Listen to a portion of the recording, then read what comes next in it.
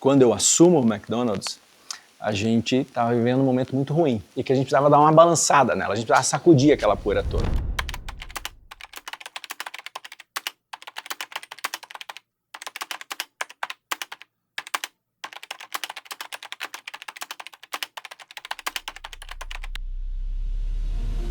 Muita coisa aconteceu no mundo todo, mas no food service, no delivery, eu ainda me lembro quando a gente pedia o delivery, olhando para aquele imãzinho da geladeira que tinha o telefone da sua pizzaria. Você lembra disso? E a verdade é que nesse momento eu liderava uma grande organização.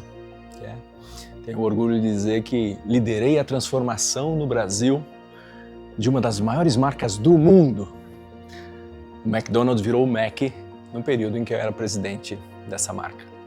Para tudo isso acontecer, a gente percebeu que o consumidor, ou o senhor cliente, como eu gosto de chamar, queria controlar a sua experiência. Ele queria decidir como ele ia pedir, ele queria decidir como ele queria pagar, ele queria decidir aonde ele ia consumir. E aí entra o delivery. E a verdade é que quando você tem 40 anos, você tem uma coisa muito boa, que é você ter 40 anos de experiência.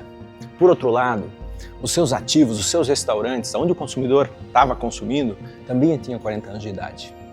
Ou seja, quando eu assumo o McDonald's, a gente estava vivendo um momento muito ruim.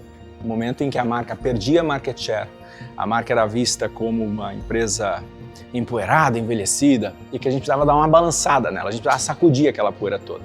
E a gente criou uma estratégia, inclusive, aonde o McDonald's vira Mac, né? Ele se abrasileira, se a gente pode dizer assim. E aí eu preciso contar um detalhe, porque uma viagem à China muda completamente o meu mindset. Eu vou à China e descubro que existiam os iFoods lá também, né? Que existia uma tendência desse cliente que queria mais conveniência. Ele queria consumir na casa dele, no escritório dele, onde ele quisesse. Mas tinha uma área que a gente não sabia fazer direito, que inclusive o sistema McDonald's praticamente já havia desistido. O McDonald's se posicionava como uma empresa que não sabia fazer delivery. Então eu junto duas coisas, a minha viagem à China, onde eu percebo que lá inclusive o McDonald's sabia fazer delivery com os parceiros adequados. Quando eu volto para o Brasil, a gente tem uma conversa muito séria com o iFood. E naquele momento, o iFood tinha os seus concorrentes, obviamente. Mas a gente percebeu numa conversa de open book relationship que o iFood era o parceiro estratégico ideal, onde nós entraríamos com toda a experiência que nós tínhamos de produto, toda a experiência que nós tínhamos de processo, e traria alguém que sabia fazer algo que a gente não sabia fazer, que era o delivery. Então, nesse período de relacionamento, nesses últimos 15 anos, muita coisa mudou. E uma das coisas que aconteceu é que o McDonald's aprendeu a fazer delivery, especialmente com a ajuda do iFood. Para dar números para essa conversa, no início, sem o iFood ainda, cada pedido do McDonald's, que era um puxadinho, não era uma unidade de negócio, levava mais de 40 minutos para ser entregue, em média. Com a entrada do iFood, esse número foi reduzido pela metade. E, obviamente, quando você faz isso, você está mais próximo do consumidor, você leva uma comida mais quentinha, você começa a trazer outros benefícios. E quando isso aconteceu? Quando a conversa se tornou séria o suficiente para entender que a tecnologia do iFood e os processos do McDonald's juntos deixariam de ser um puxadinho desse negócio e passariam a ser uma unidade de negócios, com responsáveis, com métricas, com rituais, com uma área em que tem um responsável. Se você olhar hoje numa loja do McDonald's, não mudou nada ainda, porque foi muito bem feito, você vai ter uma mesinha com todos os utensílios, com todas as embalagens, com todas as medições, métricas, sistemas. Na vida, se você quer ir do ponto A para o ponto B mais rapidamente, às vezes é melhor você ir sozinho, porque você vai mais rápido. Mas se o seu ponto B, você quer que ele seja lá na frente, muito mais longe, para ir mais longe e ir da maneira correta, você tem que ir bem acompanhado.